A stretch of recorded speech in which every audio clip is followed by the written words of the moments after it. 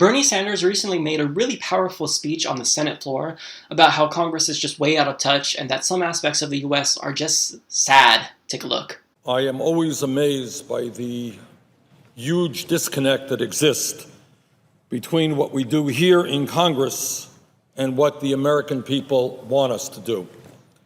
The simple truth is, as poll after poll has shown, is that Congress is way out of touch. The truth of the matter is that while working families are desperately trying to find quality childcare at an affordable cost, we are turning our backs on those families. The result, millions of children in this country are not receiving the quality childcare or early education that they need when the psychologists tell us that 0 to 4 are the most important years of a human being's life in terms of intellectual and emotional development. What sense is that we ignore the needs of millions of working families and their children? What sense is it to tell working moms and dads that they cannot get the quality and affordable child care they need? What sense is it to send many children into kindergarten and first grade already far, far behind where they should be intellectually because they had inadequate child care? This is not what a great country is supposed to be about. When we talk about the future of America, we cannot be talking about turning our backs on the children of this country. And that is why we should be doing in this country what nations all over the world have done, and that is invest in our kids and move toward a universal pre-K education system for all of our children. Today, the United States represents 4% of the world's population, yet we have 22% of the world's prisoners. Incredibly, over 3% of our country's population is under some form of correctional control. According to the NAACP, from 1980 to 2012, the number of people incarcerated in America quadrupled from roughly 500,000 to over 2 million people. In America, we now spend nearly $200 billion on public safety, including $70 billion a year on correctional facilities. $70 billion a year on correctional facilities. Mr. President, it is beyond comprehension that we as a nation have not focused attention on the fact that millions of young people are unable to find work and begin their adult lives in a productive way.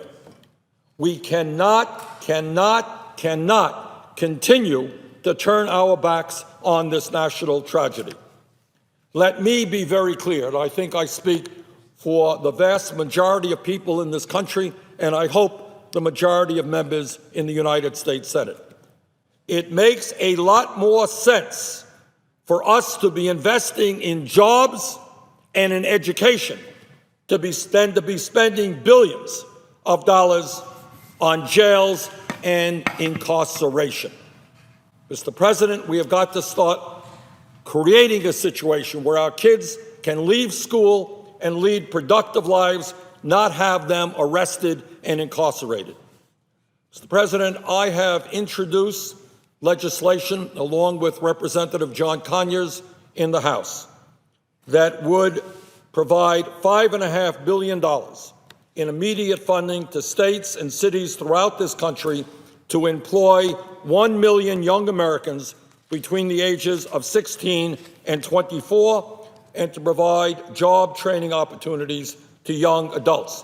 Now, some people may say, well, $5.5 billion is a lot of money. It is.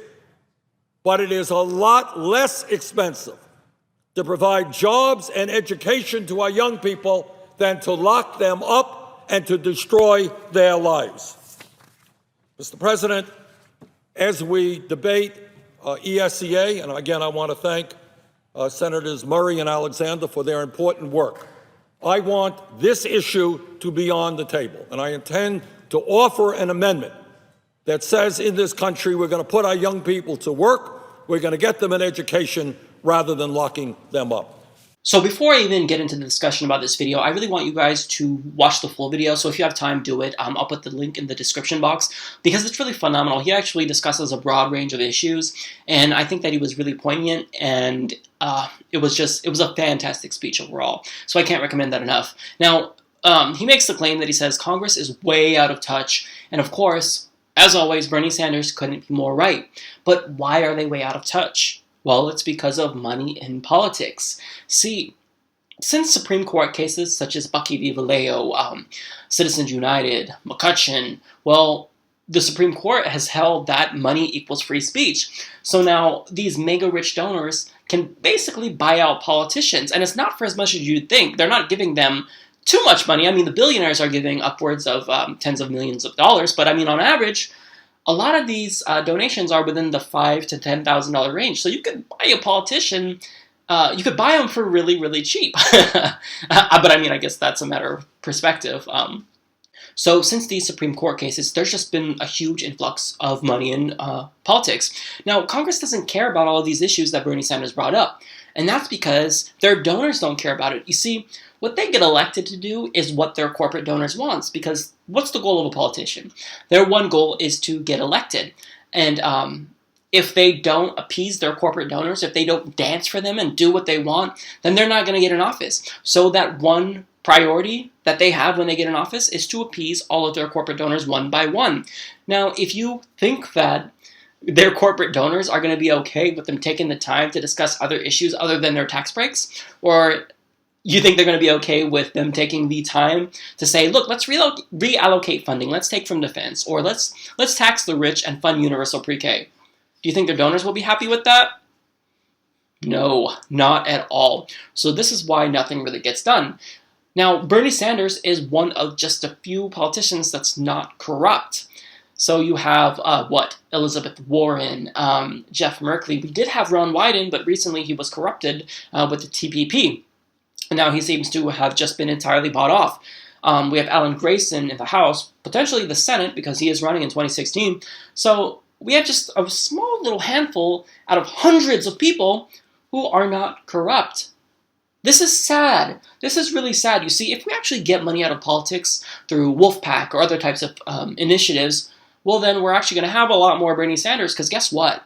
If we publicly fund elections, which is what Bernie Sanders wants, well, then we can actually not have to worry about who our politicians are representing, because they're going to represent their constituents directly. Because they don't have to worry about appeasing their corporate donors, because they're not the ones who elect them now. It's us. It's our tax dollars. So if this is the case, if we publicly fund elections, then that will make them a lot more representative. There was a study in 2014 by Dr. Gillens and Page who found that we are not represented at all. They have a regression model where they computed all of this, and what they realized was that the American people and voters, well, none of their policy positions are addressed, whereas the donor class, which is the millionaires and billionaires and Wall Street, all of their policy positions are right in line with Congress. So yeah, it's the case that we are not represented.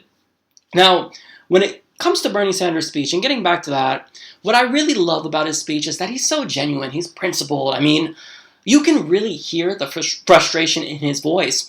He's not doing this to further his own career. He is doing this because he genuinely wants to help the American people. And that's something that you want. You don't want a politician who just has career aspirations because they're going to be influenced by money in politics, which is a corruptive force. But Bernie Sanders, he is just doing this because he's on a mission. He sees that America needs help, and we're not getting it right now by the people who's in office. So Bernie Sanders, just know that that frustration that you feel, it's also being felt by all of us too, and that's why we thank you, and that's why we're talking so much about Bernie Sanders on the Humanist Report, because, look, if this guy doesn't get into office, then this is just going to continue to perpetuate, and Our corrupt system is never going to do anything for us.